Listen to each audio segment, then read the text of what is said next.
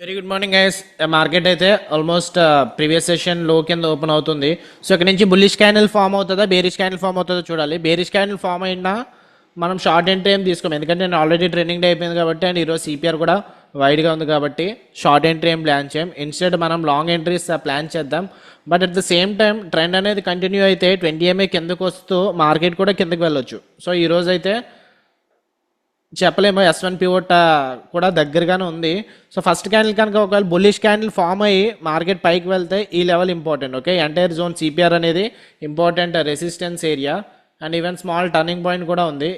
ఈ జోన్ దగ్గర మార్కెట్ ఇక్కడికి రాగానే రెసిస్టెన్స్ కూడా తీసుకుంది. ఓకే, సో ఈ లెవెల్ కొంచెం ఇంపార్టెంట్. రిజెక్షన్ అక్కడ ప్రైస్ యాక్షన్ చూద్దాము.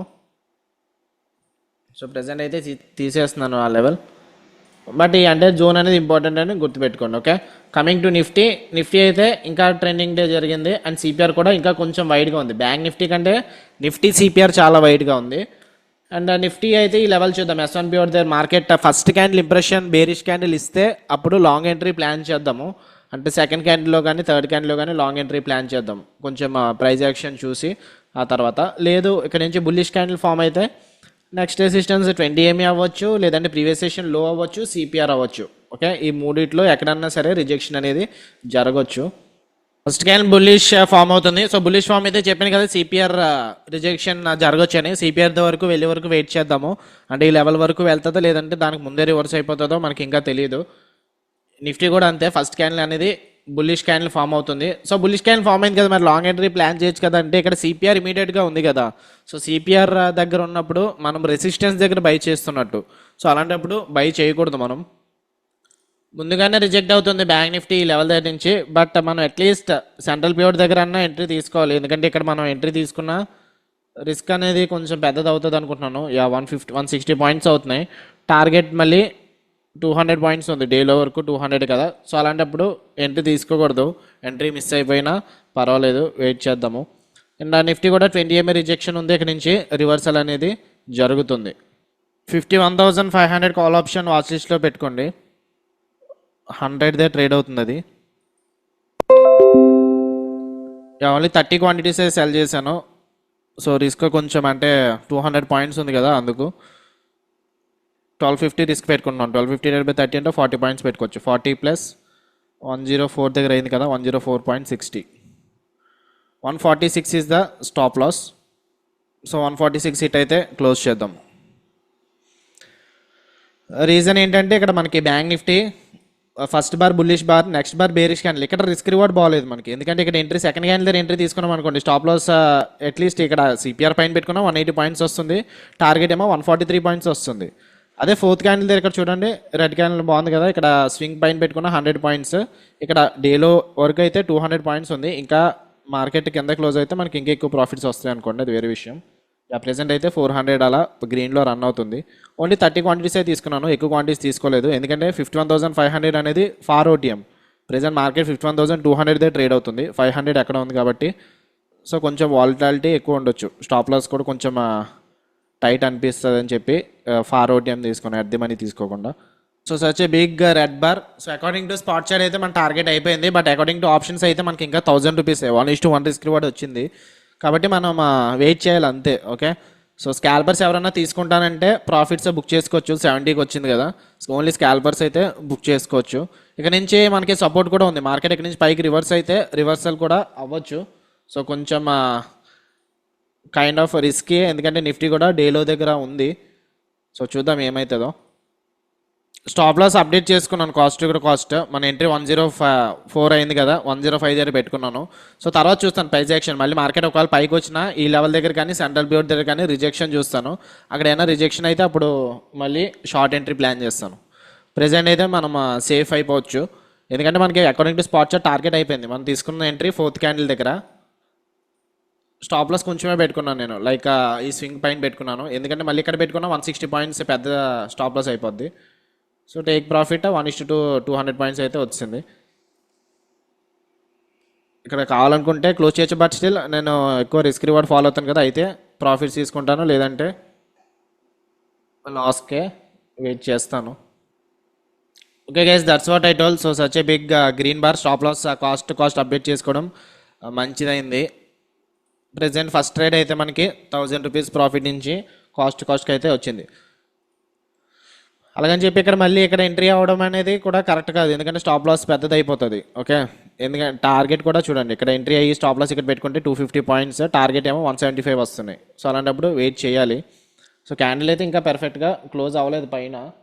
చూద్దాం మళ్ళీ మార్కెట్ పైకి వెళ్ళిన తర్వాత సెంట్రల్ ప్యూర్ దగ్గర రెసిస్టెన్స్ తీసుకుంటుందా లేదంటే బ్రేక్అవుట్ అవుతుందా చూద్దాము. లేదు మళ్ళీ మార్కెట్ కిందకు వస్తే అప్పుడు ప్రైస్ యాక్షన్ చూద్దాం, ఇక్కడ ఏమన్నా డిమాండ్ జోన్ లాంటిది ఏమన్నా ఉంటుందేమో.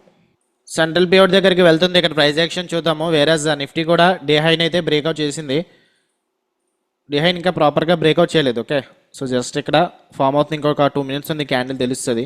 అప్పుడు ఏమైనా సెంట్రల్ పివట్ దగ్గర కానీ టాప్ సిపిఆర్ దగ్గర కానీ వెళ్తే అప్పుడు రిజెక్షన్ చూద్దాము ప్రైస్ యాక్షన్. ప్రెజెంట్ ఇది చూడండి 190 వరకు కూడా వెళ్ళిపోయింది. సో సెంట్రల్ పివట్ దగ్గరికి వచ్చింది కదా, 51,600 కాల్ ఆప్షన్ సెల్ చేశాను, ఓన్లీ ఒక లాటే సెల్ చేశాను, తర్వాత యాడ్ చేస్తాను. అంటే ప్రాపర్గా సెంట్రల్ పివట్ దగ్గర దొరకలేదు నాకు ఎంట్రీ, అండ్ బేరిష్ క్యాండిల్ కూడా రాలేదు కాబట్టి ఓన్లీ 1 లాటే యాడ్ చేశాను. స్టాప్ లాస్ అయితే ప్రెజెంట్ 200 పెట్టుకున్నాను, పెద్దగా స్టాప్ లాస్ పెట్టుకున్నాను ఎందుకంటే 15 క్వాంటిటీసే కాబట్టి. సో చూద్దాము, ఇక్కడ డోజీ బార్ అయితే ఫామ్ అయింది, బట్ స్టాప్ లాస్ పెద్దది అవుతుందా, 130 పాయింట్స్ వస్తున్నాయి. సో ఫుల్ క్వాంటిటీస్ యాడ్ చేసుకోవచ్చు, బట్ ఆప్షన్స్ ప్రీమియంలో అయితే అవుతుందో లేదో తెలీదు. సో ఇంకొక 2 LADS add total 45 quantities add చేశాను.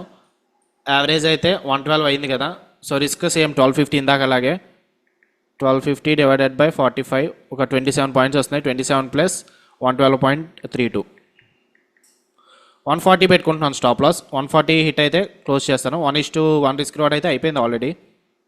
Okay, risk reward 1:2 according to spot chart అయితే ఇది ఈ లెవెల్ హిట్ అయితే ఎగ్జిట్ అవ్వచ్చు. ప్రెజెంట్ అయితే 700 అలానే రన్ అవుతుంది. నేను హెడ్జింగ్ ఏం చేయలేదు, హెడ్జింగ్ కాల్ ఆప్షన్ హెడ్జ్ చేయాలి కదా, ఒకసారి ఆగండి. ఓకే, ఫస్ట్ టార్గెట్ అయితే అయిపోయింది, నాది పొజిషన్ క్లోజ్ అయిపోద్ది అనుకుంటా, ఎందుకంటే హెడ్జింగ్ చేయలేదు, మైనస్ బ్యాలెన్స్కి వెళ్ళింది ఫండ్స్ అనేవి. సో వన్స్ లేదంటే క్లోజ్ చేస్తాను.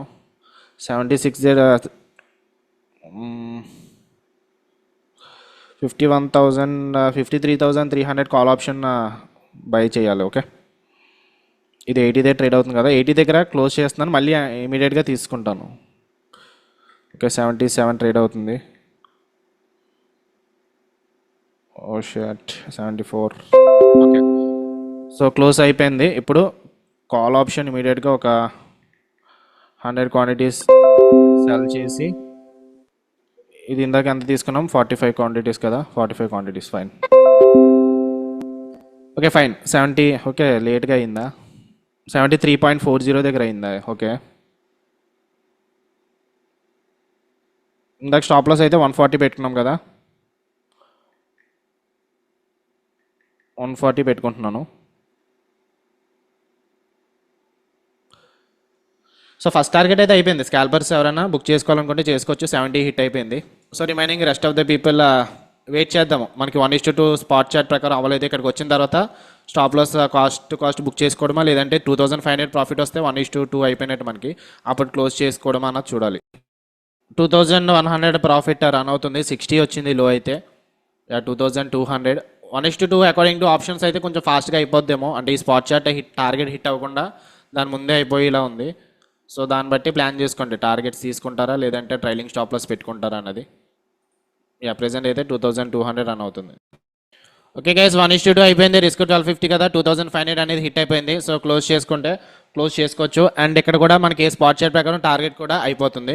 సో మనం ఎంట్రీ ఎందుకు తీసుకున్నాం ఈరోజు, ఫస్ట్ ఎంట్రీ ఇక్కడ సిపిఆర్ దగ్గర రిజెక్షన్ అయితే తీసుకుందాం అనుకున్నాం, కాకపోతే ఫోర్త్ క్యాండిల్ దగ్గర, ఇక్కడ సెకండ్ క్యాండిల్ దగ్గర స్టాప్ లాస్ అనేది పెద్దది అయిపోద్దని ఫోర్త్ క్యాండిల్ దగ్గర తీసుకున్నాం. అది ఆల్మోస్ట్ 1:1 వచ్చింది, ఆ తర్వాత ట్రైలింగ్ స్టాప్ లాస్ హిట్ అయిపోయింది cost to cost.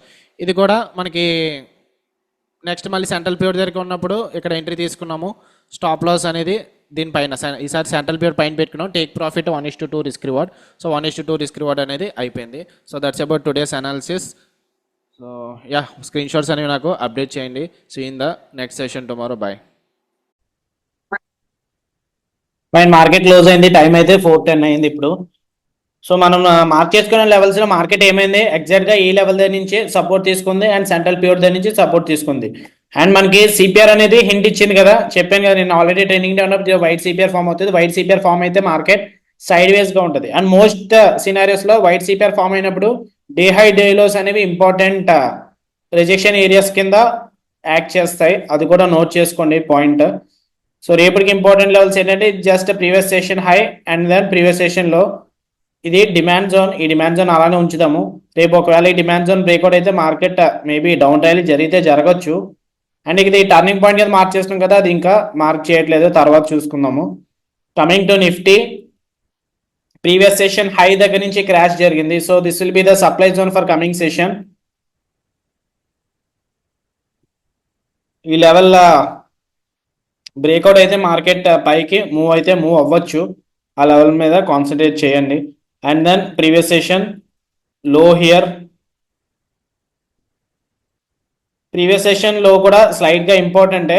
Most importantly ఈ లెవెల్ కొంచెం ఇంపార్టెంట్. ఓకే, ఈ జోన్, ఈ జంక్షన్ కొంచెం ఇంపార్టెంట్, ఎందుకంటే అబ్నార్మల్ క్యాండిల్స్ అంటారు, ఆ కైండ్ ఆఫ్ క్యాండిల్ ఫామ్ అయింది ఇక్కడ అట్ ద 9:45 ఆ టైంలో. బ్యాంక్ నిఫ్టీలో కూడా అంతే, ఆల్మోస్ట్ ఆ టైంలోనే అబ్నార్మల్ క్యాండిల్ ఫామ్ అయింది, బిగ్ గ్రీన్ బార్ వచ్చింది కదా. సో ఈ లెవెల్ కూడా కొంచెం ఇంపార్టెంట్. అంటే ఇక్కడ సపోర్ట్ ఇస్తుందని ఏం కాదు, కానీ ఆ లెవెల్ దగ్గర ఏమన్నా మీరు షార్ట్ ఎంట్రీస్ సిపిఎన్ చూసి ప్లాన్ చేస్తే ఈ లెవెల్ సపోర్ట్ ఉంటుందని గుర్తుపెట్టుకోండి అంతే. ఓకే, రేపు మార్కెట్ ఒకవేళ గ్యాప్ అప్ ఓపెన్ అయితే ఈ లెవెల్ దగ్గర చూడండి, ప్రైస్ యాక్షన్ బ్రేక్అవుట్ అవుతే సప్లై జోన్ మార్కెట్ పైకి వెళ్ళొచ్చు నెక్స్ట్ పీరియడ్ వరకు.